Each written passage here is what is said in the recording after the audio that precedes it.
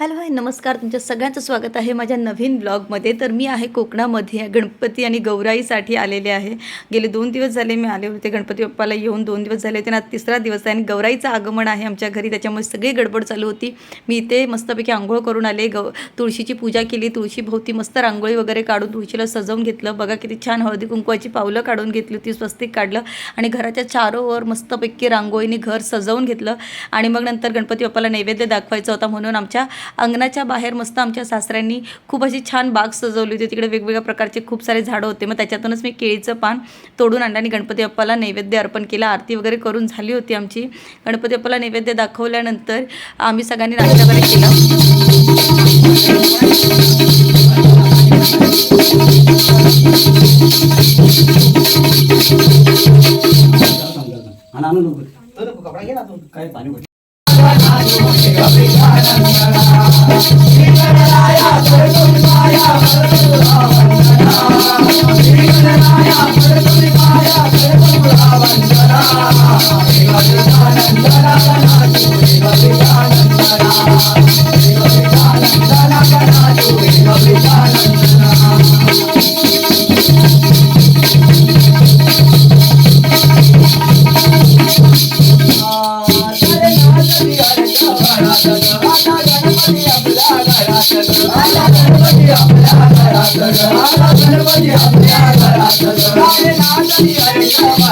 आणि त्यानंतर सकाळपासून जे जे नाचायला लोक येत होते ते नाचायला वेगवेगळे ग्रुप्स येत होते. त्याच्यानंतर आमची घरातली सगळी तयारी चालू होती. गौराईला आणायची, जेवण वगैरे नैवेद्य वगैरे सगळं तयारी करून झाली. मी स्वतः तयार झाले. छान अशी वेणी वगैरे घालून केसात गजरे वगैरे माळले आणि नवीन साडी घातली होती. ही साडी मला हे जेव्हा पहिल्यांदा बघायला आले होते तेव्हा त्यांनी मला दिली होती. त्याच्यामुळे ही गौराईच्या टायमालाच मीची घडी मोडलेली आहे. तर त्याच्यानंतर आम्ही निघालो होतो. म्हणजे माझ्या सासरी अशी पद्धत आहे की गवर चाळणीमध्येच नेतात. मोठी अशी स्टीलची चाळण असते त्याच्यामध्येच गवर अशी झाकून नेतात. मग गौरीचा मुखवटा आम्ही घेतला होता. परत ती पिवळ्या रंगाची फुलं जी असतात ती पूजायची असतात ती घेतली होती. हळद कुंकू पिंजर असं बरंच काही पूजेचं सामान घेतलं होतं. ही यांच्या घरापासून 1 ते 1.5 किलोमीटर अंतरावर असलेली नदी आहे. ही पावसाळ्यात खूप गच्च भरलेली असते आणि खेळतं पाणी असतं आणि वातावरण बाहेरचं तिकडचं इतकं सुंदर होतं कारण का खूपच पाऊस होता गेले 3-4 दिवस. आणि आम्ही जेव्हा निघालो गौरी घ्यायला तेव्हा पाऊस खूप कमी झाला होता. त्याच्यामुळे आम्ही निघालो होतो आणि पायवाटेचा रस्ता इतका खडकर होता की विचारू नका. सगळीकडे असं गिळगिळीत झालं होती माती आणि नदीच्या काठचा रस्ता तर एकदम खडकर होता. आणि बाकीच्या बायका आपली गवर पुजून घेऊन गेल्या होत्या. ही आमच्या घरात पहिल्यांदाच गवर येत होती. माझ्या सासरी त्यांची पारंपरिक गवर येते ती वेगळी आणि पण माझ्या सासूची इच्छा होती की यंदा माझ्या हाताने ह्या घरात गवर यावी. पहिल्यांदा आमच्या घरात ही गवर माझ्या हाताने झाली होती आणि ही गवर मी मुंबईवरून स्वतः माझ्या आवडीने घेऊन गेले होते. मला जशी हवी तशी सुंदर अशी गवर घेऊन गेले होते. आणि जेव्हा सगळ्यांनी गवर पाहिली तेव्हा सगळ्यांना असं वाटलं की गवर अगदी माझ्यासारखीच आहे. मग आम्ही तिकडे गवराईची पूजा केली. गवराईला शेण सारवून त्याच्यावर गवराईचा मुखवटा ठेवला. पान सुपारीचा विडा ठेवला. त्याच्यानंतर जी पिवळी फुलं आणली होती ती गौराईच्या मागे ठेवली. गौराईला हळद कुंकू फूल अक्षत अर्पण केलं. त्याच्यानंतर आम्ही जे नारळाची करवंटी आणली होती घरातून जाळून तिला व्यवस्थित धूप वगैरे करून त्याच्याने गौराईला धूप अगरबत्ती केली.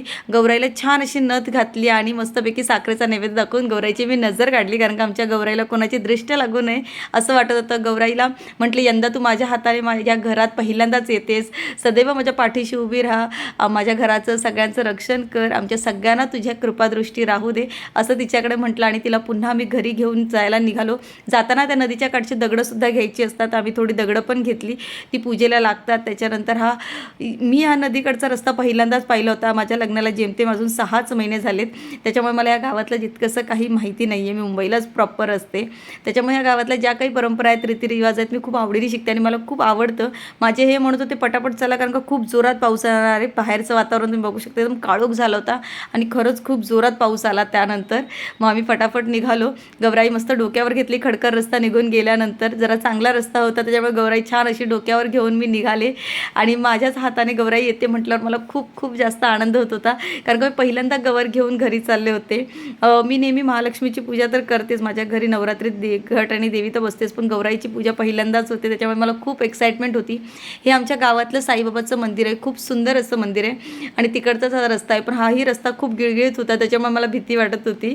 पण हळूहळू का होईना मी चालत त्याच्यावर निघाले होते आणि बाहेरचं वातावरण बघा किती हिरवंगार छान आहे. आम्ही आमच्या घराकडे येऊन पोचलो होतो फायनली.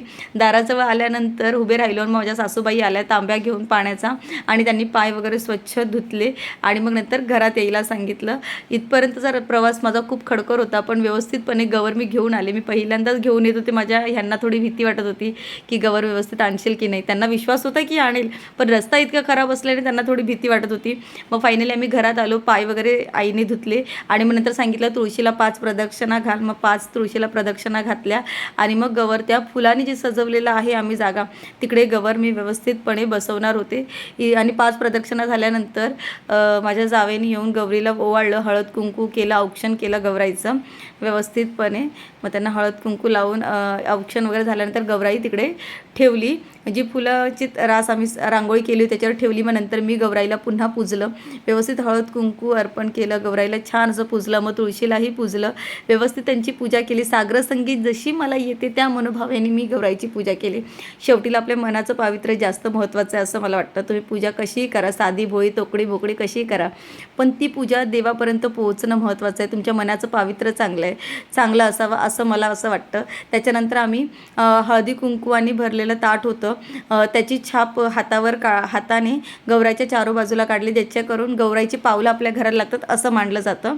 मग गौराईला मी माप ओलांडायचं होतं. मग गौराईला व्यवस्थित माप ओलांडून घरात घेतलं आणि घरात येताना सुद्धा हळदी कुंकवाचे हात घराच्या बाजूच्या म्हणजे दोन्ही भिंतीवर एक एक हात लावला, जेणेकरून असं वाटेल की गौराईचे पावलांनी गौराई आपल्या घरात येते. आणि हे येताना असं म्हणायचं असतं, गौराई आली कोणत्या पावली, गौराई आली धनधान्याच्या पावली. असं एक एक स्टेप जाताना तुम्हाला म्हणायचं असतं की गौराई आली कोणत्या पावली, गौराई आली सुख समृद्धीच्या पावली, असं मी म्हणत होते. बाजूला गाण्यांचा आवाज होता म्हणून मला व्हॉइस ओव्हर द्यावं लागतं इथे, पण मी प्रत्येक पावलावर असं म्हणत होते. माझ्या हाताची छाप ठेवत होते आणि म्हणत होते, गौराई आली कोणत्या पावली, गौराई आली सुख शांतीच्या पावली, सुख समृद्धीच्या पावली, धनधान्याच्या पावली. असं करून आम्ही पूर्ण घर गौराईला फिरवलं, किचन वगैरे सगळ्यांचे रूम फिरवले.